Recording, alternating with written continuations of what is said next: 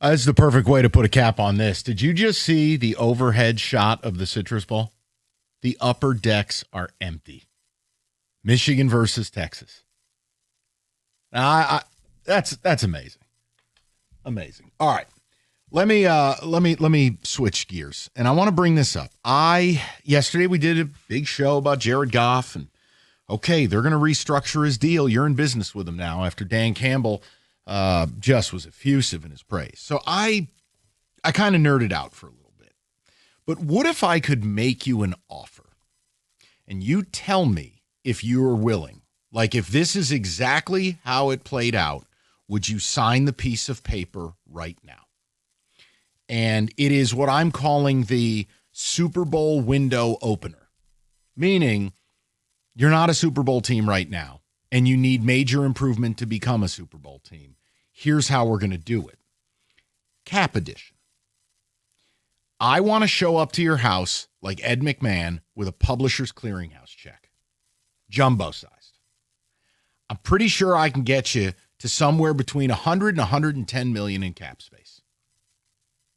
Second prize is the steak knives. So let's start with this. They're going to restructure Goff's deal, right? It's pretty obvious. His cap hit is 69 mil. You will save, depending on how you structure that, between 35 and 40 mil. You want to use 40 mil for a round number? Let's do that. So you're in business with Goff minimum 4 more years, okay? This is the deal you're making. 2, remember, you have to be willing to accept this series of events. Taylor Decker retires. That saves you $15 million. Fair? We're at 55. Glasgow retires. Remember, I've said it's my belief both these players are retiring. Glasgow retires, that's $8 more million. All right, so you're at $63 million. You are trading or cutting David Montgomery. I'm very sorry to everybody. We're breaking up the band. That's $8 million. I'm then going to continue the restructure party. Amon-Ra has a fully guaranteed $30 million. Not no more, you don't. We're going to add those into voidable years. We're going to reach into Sheila's pocket, and we're going to pay him that as a signing bonus. I just saved you, call it 20 more mil. And then guess what else we're going to do? We're going to knock on Penei Sewell's door, and we're going to do the same damn thing. I'm going to save you another 20 mil, okay? I think you could be over 110 mil in created cap space for you to go effing nuts and to get back into the mix. We're going to hire a couple of high-level coordinators, and the Lions are going to be this year's Patriots. You're going to enter the market with $100 million on a revenge tour. But you have to restructure the big three. Decker and Glasgow walk. Montgomery gets launched out of a cannon.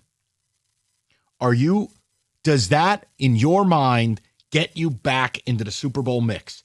Or do you think that is a death sentence for a couple of years from now? Because my answer is it's probably both. But I want to know what you want. I'm just a doorknob who you start restructuring deals and you look at the cap table and you put it together. You could create a massive cap number. Here's my problem. Is Brad Holmes the guy you want to hand it to? Think about it before you answer. Has Brad Holmes really shown an ability to hit free agency and hit home runs? Now, he's not Scott Harris bad, but he's not, Eric DaCosta good.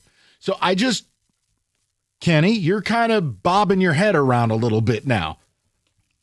Would you take the deal I'm offering? And you will have 110 million bucks to spend. Get this team back where they need to go.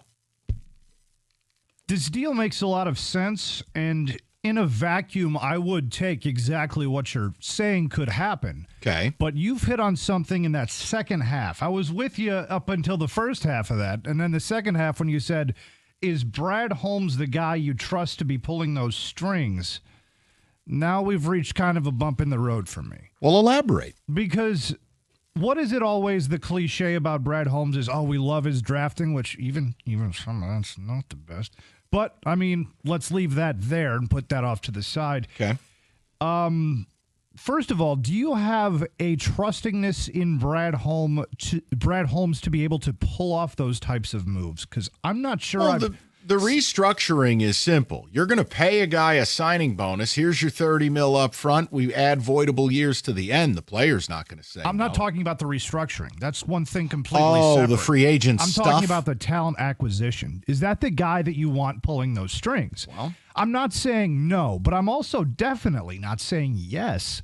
What has he done to prove to you that he, A, is able to identify talent, B, be a big boy and be able to put on his big boy pants and actually make those types of I think the identifying of talent is his skill as it pertains to the draft, certainly. Draft, yes, but we're not talking about But the free agency, you have to wonder is he his own limiter? He's had a conviction to building it with his own people. He's had a conviction to long-term viability. He said it's about the long term. Well, this year, if it's a reality check, and he doesn't limit himself and he's not going to remain rigid, I'd like to believe they could identify what they need. And I agree with that idea in sum total, but at the same time, you're saying a lot of ifs he doesn't want to be, if he is able to move on from his rigid opinions. Well, if you're going to be rigid in how you do things, you end up as Steve Yzerman. And you end up in year 7 where now we're hoping we make the playoffs. Like, I don't want to do that. And you're fully able to criticize me and saying maybe I'm blinded by the Harris and Yzerman blinders that I might have on right now. No. Totally fair. But I worry that we're seeing the same thing transpire with the Lions. Okay. Well, no, it's a healthy conversation. And look, Kenny, obviously, I don't think every single one of those things will happen. What I'm trying to paint a picture of is on the heels, like I've done things sequentially. On the heels of what Dan Campbell said, let's deal in reality. They're going to redo his deal, but they don't have to stop there. They could really define the market, because if we're honest, the only other team that's going to have that level of cap space is going to be the Vegas Raiders. You could do this. And even if you wanted to find a level of a middle ground and say you want to come in at $70 million, I just don't think there's an excuse. This is why I want to bring this forward. They went into the offseason with the third most cap space in football and rolled it over. You can't keep doing that. You have to then take that money, you got to deploy it. If there was ever a time, it's now. Like, if not now, when? You missed the playoffs. Your offensive line is in tatters. Your safeties are in wheelchairs. So if not now, when? And whether Holmes is the guy or not, I'm willing to let that play out. I'm willing to just go with it. Because if I don't do this because I have a doubt about Brad Holmes' ability, no, I can't operate in that space. I can't. You say if not now, when? I completely subscribe to that. But I worry that, and again, hand in the air, I might be just using my blinders of Scott Harris and Steve Yzerman, but is this a direction that even they would think about taking? Do you have any faith, and yes or no, there's no wrong answers here. Do you have faith that they're actually willing to go that route? Well, let's hear it from the people. I've offered you very basic math. You don't have to quote it dollar for dollar, but it's in that range. 248-539-9797.